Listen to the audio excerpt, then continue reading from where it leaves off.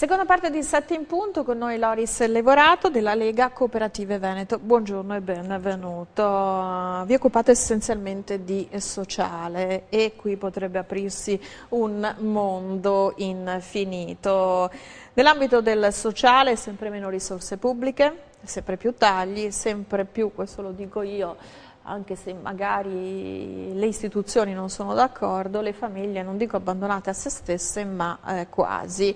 E sempre più le famiglie che si rivolgono al mercato privato necessariamente per trovare soluzioni a bisogni che sono bisogni sempre più pressanti, perché gli anziani va bene tenerseli a casa, ma bisogna anche fornire i servizi per poterli mantenere a casa, oppure i bambini mandarli all'asilo e c'è il rischio, lei mi diceva prima, che molte giovani donne, perché comunque la gestione della vita domestica, anche degli affetti, è un po' competenza femminile, rinuncino tout court a cercare un posto di lavoro, ripiegando sull'accudimento dei propri cari quasi come necessità, perché appunto alle volte mancano anche le risorse per farsi aiutare dal privato. Però c'è un'iniziativa interessante, un accordo che voi avete fatto. Ci illumina, ci spiega se qualcosa sta cambiando in modo da poter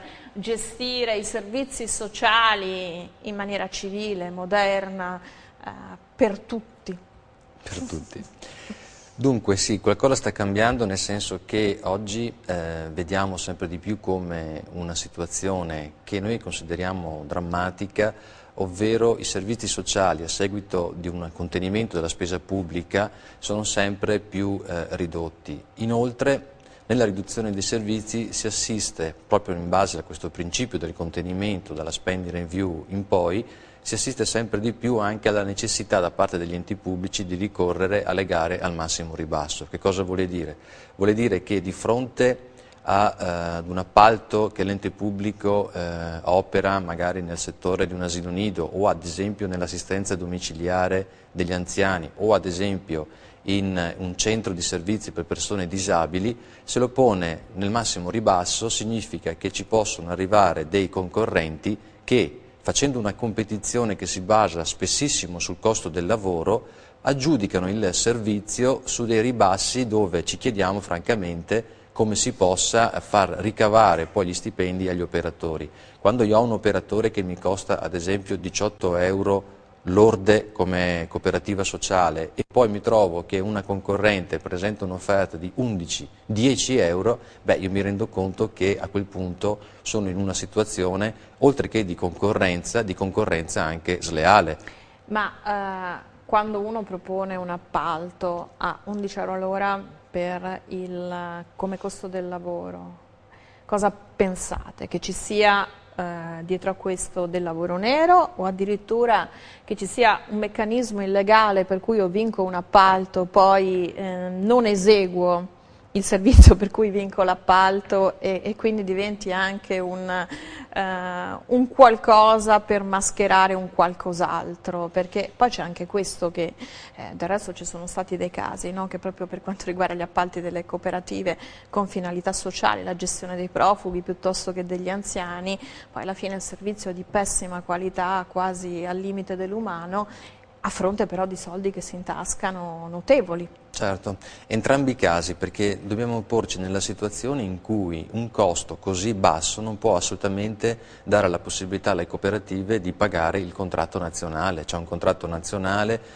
dove insieme alle organizzazioni sindacali, le centrali cooperative lo firmano e perciò lo rispettano, ed un costo così basso quando viene dato in appalto questo tipo di servizio è chiaro che non può essere rispettato. Che cosa c'è sotto? Senz'altro c'è del lavoro nero, senz'altro ci sono alcuni istituti del contratto che non vengono applicati e quindi noi con questo protocollo che abbiamo sottoscritto insieme alle organizzazioni sindacali vogliamo anche snidare queste situazioni, vogliamo farle emergere, vogliamo anche denunciare pubblicamente, su cui c'è anche una responsabilità da parte dell'ente pubblico, perché l'ente pubblico potrebbe anche non fare le gare al massimo ribasso, potrebbe fare, secondo quello che è previsto dalla normativa, l'offerta economicamente più vantaggiosa, cioè mettere in competizione i vari soggetti sulla qualità del servizio e non sul costo del lavoro. Io credo che le cooperative sociali, come anche altri soggetti che vogliono partecipare a queste gare d'appalto, possono partecipare, ma sarebbe bello partecipare sulla base di una qualità del servizio che viene offerto. Mi piacerebbe pensare che un giorno l'ente pubblico aggiudichi un servizio non su chi offre più basso, ma su chi dà la disponibilità ad offrire un servizio migliore. D'altra parte ragioniamo anche come cittadini. Tutti noi vogliamo che gli asili nido, le assistenze domiciliari ai nostri cari, i servizi ai nostri bambini, oppure anche alle persone disabili che hanno bisogno maggiormente di una cura particolare, speciale, tutti questi servizi vengono rivolti con un orientamento alla qualità, vengono gestiti cioè secondo dei principi che siano, come dire, che mettano al centro la persona e non il costo, perché altrimenti si creano quelle situazioni in cui, oltre alla mancata applicazione del contratto, potrebbero anche insinuarsi altre brutte situazioni come i fatti di Roma hanno fatto evidenziare, ma come purtroppo a volte capita in giro, perché vede, l'ente pubblico poi spesso non va a controllare queste situazioni. Quando c'è una gara che viene data al massimo ribasso, con dei ribassi del 40, del 50% in alcuni casi, poi non va a controllare effettivamente come questi servizi vengano svolti. Ma scusi, ma la sbandierata trasparenza del sistema degli appalti, no? Le varie leggi che sarebbero dovute essere scritte dopo le varie tornate di Tangentopoli, di fatto non sono mai state scritte oppure nessuno le ha mai interpretate, perché questa questione degli appalti, no? Noi ogni giorno che sentiamo delle nuove inchieste di tangenti o questioni varie per l'assegnazione di appalti eterogenei, sobbalziamo sulla sedia, però ormai ci siamo quasi abituati, no, a questo sistema, un sistema che forse se fosse regolamentato in maniera diversa, senza un falso moralismo, non dico dando una percentuale, cioè riconoscendo anche della meritocrazia, probabilmente eviterebbe la commistione con il malaffare, e anche perché lei parlava di qualità dei servizi. Io prima che della qualità dei servizi resi dal pubblico dico che non ci sono proprio questi servizi, cioè ci sono solo per pochi. O sbaglio? Perché gli asili nido, quante famiglie non entrano nelle graduatorie del comune? Qua l'assistenza domiciliare degli anziani, sì, al massimo se hai un anziano in fase pseudo-terminale ti arriva l'infermiere, altrimenti la badante non mi risulta che sia un servizio pubblico. La casa di riposo non è un servizio pubblico. Io parlo di servizio pubblico compartecipato, non dico che deve essere tutto gratuito, ma qui non c'è proprio neanche la compartecipazione, o sbaglio? Ha toccato un tema molto delicato, che è quello della compartecipazione, noi diciamo della coprogettazione. In Italia purtroppo si fanno delle belle leggi qualche volta e quelle belle che vengono fatte spesso non vengono attuate. Abbiamo una legge molto bella che è la legge quadro sui servizi sociali, dove questa legge sostanzialmente, per bypassare, diciamo così, il sistema degli appalti, dice all'interno di un territorio, laddove si evidenziano situazioni in cui c'è la necessità di organizzare un servizio, sia sotto forma di volontariato che sotto forma di impresa, ed ecco che entra in campo l'impresa, quindi la cooperazione sociale, si può procedere attraverso una coprogettazione in cui ente pubblico da una parte e dall'altra i soggetti del terzo settore, della cooperazione sociale, si mettono d'accordo non solo sulla questione legata al costo, ma anche e soprattutto sulla questione legata alla qualità. Spesso purtroppo questa legge, che è una legge quadro, quindi voglio dire dal punto di vista delle fonti del diritto rimane una legge molto importante, è stata troppo spesso messa nel cassetto perché si preferisce agire attraverso quella che in Italia, ahimè, è un grandissimo problema che ci trasciniamo da anni, la burocrazia, senza voler entrare invece nel merito delle questioni. A noi farebbe veramente grande piacere se attorno ad un tavolo ragionassimo sull'assistenza domiciliare di un territorio, perché io quando scopro che l'assistenza domiciliare che hanno in gestione in particolare i comuni, che a volte delegano le ULSS, copre a malapena il 3% delle persone anziane. Il 3% delle persone anziane. Questa è la copertura che il servizio pubblico riesce a garantire.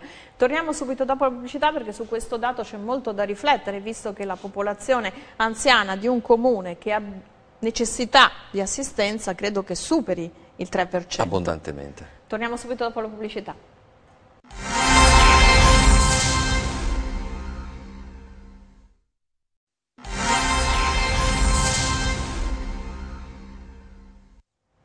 Siamo tornati in studio con noi Loris Cervato della Lega Cooperative del Veneto, stiamo parlando di servizi sociali, di questo accordo interessante che avete siglato per una trasparenza e anche una qualità dei servizi offerti, perché queste gare d'appalto al massimo ribasso poi alla fine compromettono la qualità e aprono le porte anche spesso a servizi che possono risultare anche oggetto di malaffare, lo possiamo dire, nel senso rischiare di offendere a nessuno. I fatti di cronaca ce lo hanno dichiarato e dimostrato, però il ragionamento io l'ho spostato anche in un altro ambito. Si parlava di compartecipazione programmatica nella realizzazione dell'assistenza alla popolazione, abbiamo messo il dito su un problema che è quello dell'assistenza domiciliare agli anziani. Lei diceva una cosa, che al di là della qualità del servizio offerto c'è anche un altro elemento: il pubblico riesce a coprire soltanto una minimale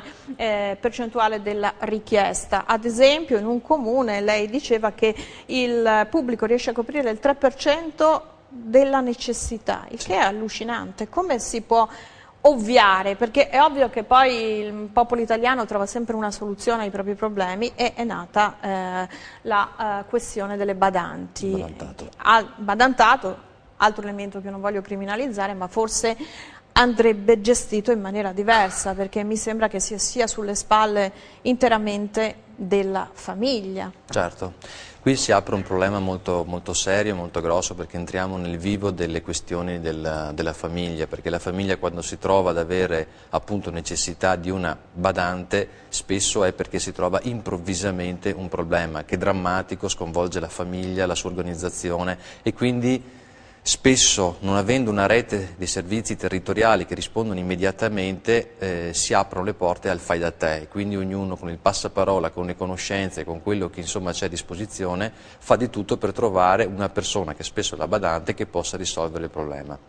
Qui c'è una responsabilità molto chiara della politica, perché la politica non ha ancora fatto quelli che sono tecnicamente definiti i livelli essenziali di assistenza sociale. L'assistenza domiciliare rientra a pieno titolo nei livelli essenziali di assistenza domiciliare, tale per cui io, cittadino che ha questo tipo di problema, ho il diritto di accedere ad una serie di servizi che territorialmente mi vengono forniti.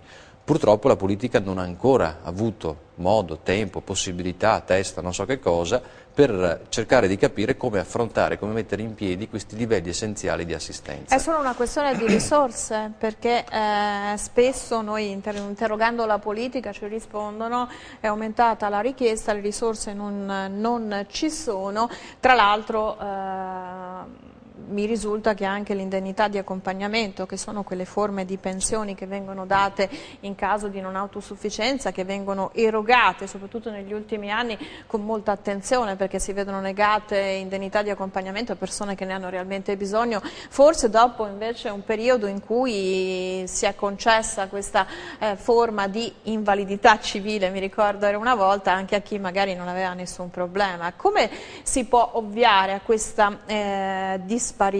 Perché è pensabile anche una perequazione in questo ambito, magari chi ha disponibilità a dargli incontro, che partecipi alla spesa, perché alla fine adesso tutti devono pensare da soli a pagare una badante, e comunque una badante costa uno stipendio. Sostanzialmente sì. Sì, in famiglie dove magari sono costretti a lavorare in più di uno, dove non c'è più la coabitazione con i propri anziani per una serie di evoluzioni anche della società. Alla fine certo, per assistere un anziano si rischia di rinunciare alla propria esistenza, il che è uno sconvolgimento. È un diritto per l'anziano, ma anche un diritto che certo, assiste l'anziano a avere un equilibrio esistenziale. È uno sconvolgimento della famiglia. I dati del Censis sono molto chiari: 1,5 milioni di badanti in Italia, che servono 2,5 milioni di famiglie. Questo 1,5 milioni di badanti, circa 800.000 sono in nero. Nei prossimi 10 anni si stima che ce ne sarà bisogno per altre 700.000, quindi possiamo anche pensare che ci saranno 700.000 nuovi posti di lavoro. Se tutto questo, grossa anche esperienza, grossi servizi sul territorio, riesco a trasformarli in lavori qualificanti e qualificati, in lavori che siano garantiti anche dall'ente pubblico in termini di accreditamento. Oggi non esiste un elenco, un albo dove queste persone, questi soggetti che fanno questi servizi si accreditino.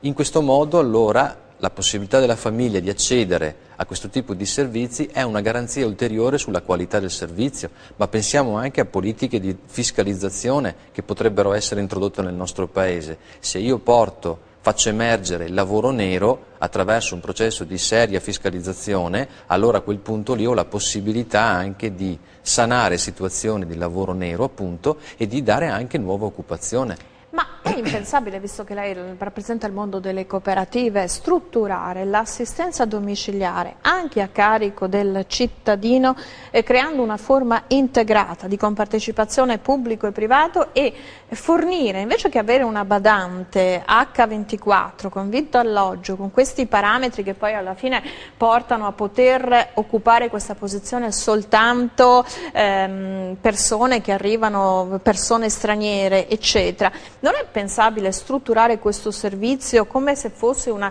qualsiasi altro lavoro delle 8 ore, su base di 8 ore, su base anche di alternanza, e questo permetterebbe anche un maggiore controllo del lavoro, si eviterebbero situazioni di lavoro nero ma anche situazioni incresciose, perché parliamo dell'assistenza domiciliare, per quanto uno possa essere anche formato a questo lavoro, c'è sempre il burnout come elemento, perché assistere H24 una persona non autosufficiente può comportare necessariamente delle derive che poi leggiamo nei giornali. Certo. D'altronde dobbiamo tenere presente anche un dato di fatto: nei prossimi anni ci sarà sempre di più un innalzamento dell'età, che non significa che non ci saranno problemi dal punto di vista della salute. Alcuni problemi che oggi sono considerati cronici tenderanno ad aumentare, aumenterà il livello dell'età, ma tenderanno ad aumentare anche questi problemi. Quindi l'assistenza domiciliare sarà sempre di più uno di quei servizi che dovranno essere garantiti e gestiti sul un'occasione di lavoro. È una grande occasione di lavoro, perché comunque la possibilità per le famiglie di avere un elenco di persone che vengono accreditate, formate, istruite a seguire i loro cari nella cura, nell'accoglienza, ma non solo, la possibilità anche di lavorare in rete, penso ad esempio con il distretto, con i medici di base, con le farmacie, con le reti di associazioni, con le cooperative sociali. Si possono alimentare in questo senso nel territorio delle possibilità che andrebbero senz'altro ad agevolare quello che oggi purtroppo è la mancanza totale di un servizio come quello dell'assistenza domiciliare. Guardi, c'è dal punto di vista umano la possibilità che noi tutti amiamo fare arrivare alla nostra vecchiaia non nell'RSA e non nelle strutture, ma a casa.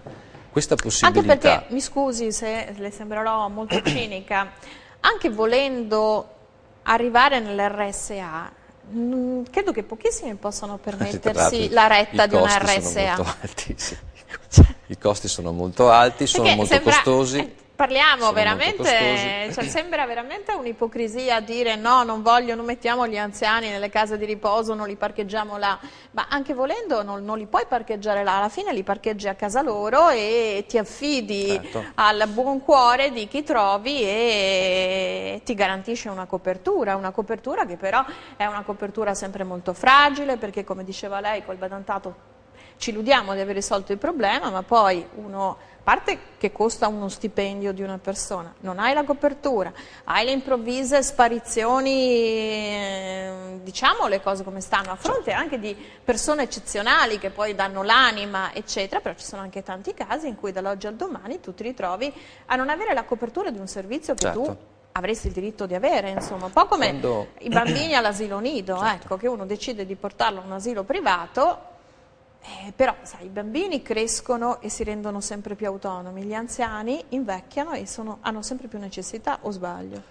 Con la differenza che mentre programmo l'inserimento al nido di mio figlio, l'anziano che improvvisamente mi diventa non autosufficiente non è programmabile, è improvviso, per questo è necessaria una politica di rete dei servizi domiciliari territoriali, perché nel momento del bisogno c'è già, è attiva, è collaudata e soprattutto è alimentata da tutta una serie di risorse che sono disponibili. Non è solo un problema di tipo economico. Infatti noi abbiamo chiesto l'attivazione di un tavolo con la Regione Veneto per affrontare questo drammatico problema e per dare anche la nostra disponibilità concretamente a portare avanti dei progetti che tra l'altro dal punto di vista diciamo così, del modello di impresa sociale, spesso la stessa Unione Europea viene a studiarci sulle nostre capacità di essere territorialmente presenti e di poter rispondere.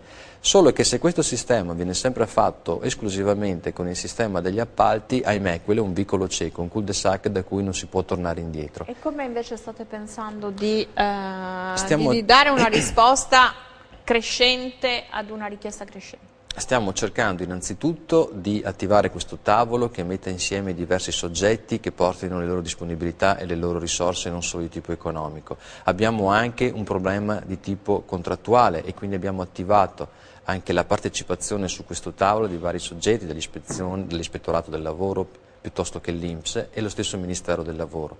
Abbiamo chiesto anche alla Regione un coordinamento attivo perché la Regione, che ha ampie deleghe in materia sociale, deve rendersi conto che su questo deve assolutamente attivare sul territorio una rete di servizi. Dopodiché auspichiamo che il Governo, magari anche la Conferenza Stato-Regioni, porti avanti una politica nazionale in materia di assistenza domiciliare che dall'attivazione dei LIVIAS, che sono i livelli essenziali di assistenza, a delle politiche fiscali vadano a sostenere la famiglia in questi momenti di grave necessità.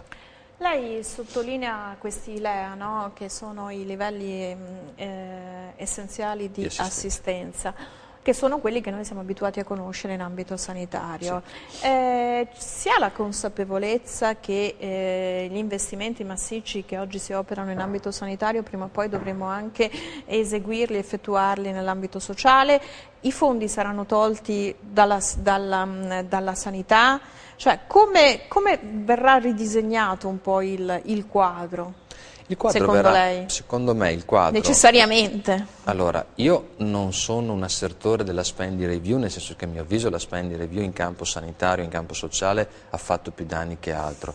E sono convinto del fatto che mettere qualche euro in più nel sociale sia un investimento perché vado in quel momento a proporre nuovo lavoro, lavoro qualificato. Se poi su questo sappiamo che questo lavoro, che è appunto qualificato, regolare, su questo lavoro ci viene versata l'IVA, ci sono le tasse da pagare, ci sono delle entrate anche da parte dello Stato, beh, voglio dire, credo che in parte si possa anche compensare, senza contare il fatto che si va incontro anche a dei bisogni concreti da parte della famiglia. Se da una parte io riesco ad alleggerire la pressione fiscale sui LIVIAS, sull'assistenza domiciliare, dall'altro posso pensare che la famiglia magari è incentivata ad aumentare i propri consumi in altri settori che oggi sono in crisi.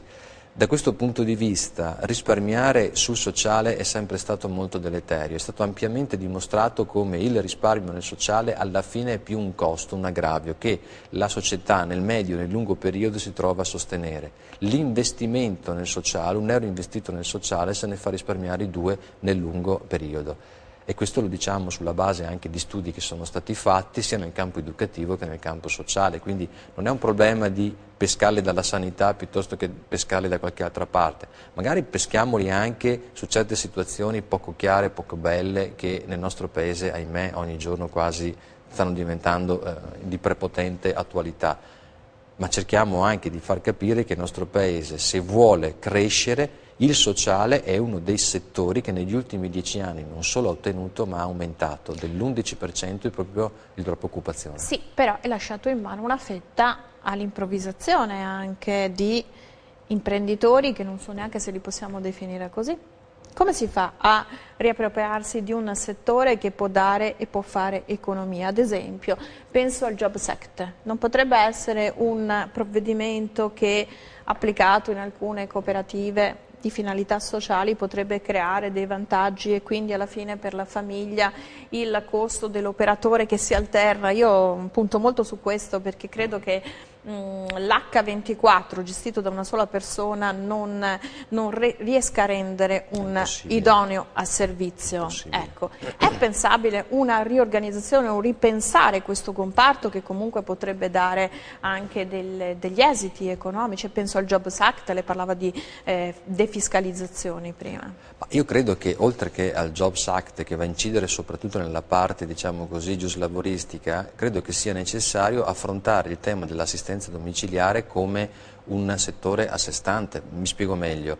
Se io metto in piedi una strategia politica che abbia poi dei riflessi in Parlamento e quindi anche dal punto di vista normativo, affronto il problema dell'assistenza domiciliare attraverso, pensiamo ad esempio alla voucherizzazione, cioè la possibilità che i cittadini abbiano un budget che possa essere speso su delle cooperative o degli enti che sono accreditati a svolgere quel determinato servizio. Tra l'altro nell'accreditamento ci metterei anche non solo la formazione delle persone che fanno questo tipo di assistenza, ma anche la messa in rete di tutto il loro operato. Anche la garanzia del servizio, la garanzia del servizio. Competenza, che non deve essere un problema della famiglia sostituire un'improvvisa mancanza dell'operatore, ma deve esserci una rete per cui se oggi X non c'è, arriva Y, ovviamente Y che rappresenta X. Esattamente, quando si parla di una rete di servizi si parla innanzitutto di eliminare il fai da te. Si parla di eliminare quell'H24 che pesa sulle famiglie, sull'utente e soprattutto sulla persona che deve assistere per 24 ore non stop l'utente, ma soprattutto si tratta di cercare di mettere a regime una situazione che oggi è veramente molto molto fragile, talmente fragile che non se ne parla neanche.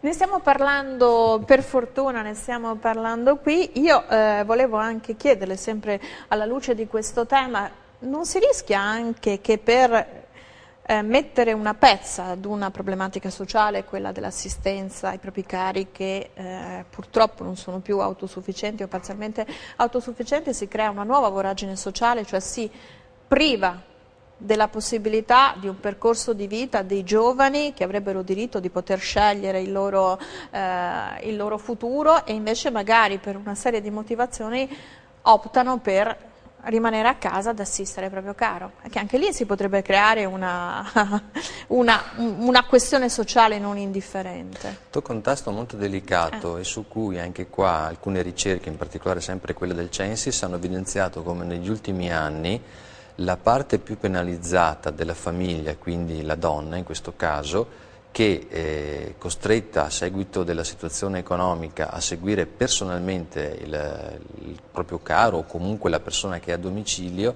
si priva della possibilità di un percorso occupazionale esterno, in alcuni casi professionale, e quindi sostanzialmente sembra che si stia creando un fenomeno, i dati lo confermano, si parla di un 22% di donne che invece di cercare un posto di lavoro sono costrette a restare in famiglia per accudire ai propri cari.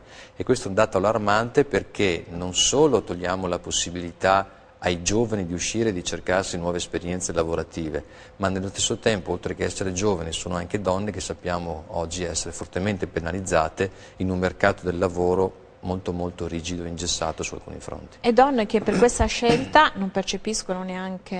Gratuitamente, tra l'altro. Ecco, appunto. Gratuitamente. Perché, e quindi non possono basare su questo la loro, come perché dire, uno curriculum. può anche decidere, faccio un corso di professionalizzazione, oggi assisto il mio parente, domani a una formazione professionale, assisto e percepisco comunque del denaro, domani assisto un'altra persona a una professione, invece è solo per risparmiare su quella famosa quota, perché è vero che è tutto affidato al badantato, ma io voglio sottolineare che comunque non è che il badantato costi poco.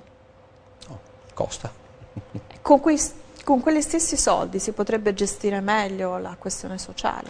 Certamente si può gestire molto meglio, perché sono soldi su cui, messi insieme all'interno di una rete che possa far veicolare le risorse, si struttura la possibilità di far sì che non ci sia un H24 piuttosto che un servizio che mi costringe ad andare sempre dalla stessa persona, ma ci sia un'impresa che possa, come dire, organizzare diversamente, in maniera più imprenditoriale, quel tipo di servizio. Ci sono delle esperienze a Verona, per esempio. Ecco, come l'utente può dare una mano per favorire la rete d'impresa, cioè scegliendo come? Perché l'utente, insomma, alla fine se a parità di costo ha un servizio migliore che gli permetta anche un sollievo. Come può? Perché poi è la forza della richiesta, no, che può cambiare le cose. Come può? La forza della richiesta può cambiarle, ma fino a un certo punto, perché negli ultimi 10 anni in realtà la cosa non è molto cambiata, proprio perché diciamo che la parte più debole tra le persone che contraggono questo tipo di servizio è proprio la famiglia, perché si trova improvvisamente a dover decidere una serie di cose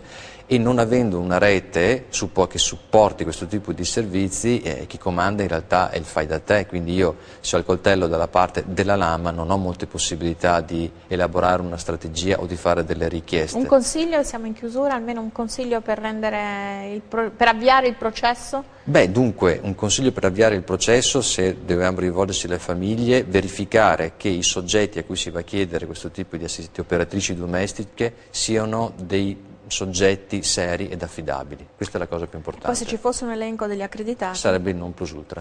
Io ringrazio Loris Cervato, Lega Cooperative Venete, ringrazio voi per averci seguito in questa trasmissione e ci rivediamo come di consueto domani mattina. Grazie, arrivederci. Grazie.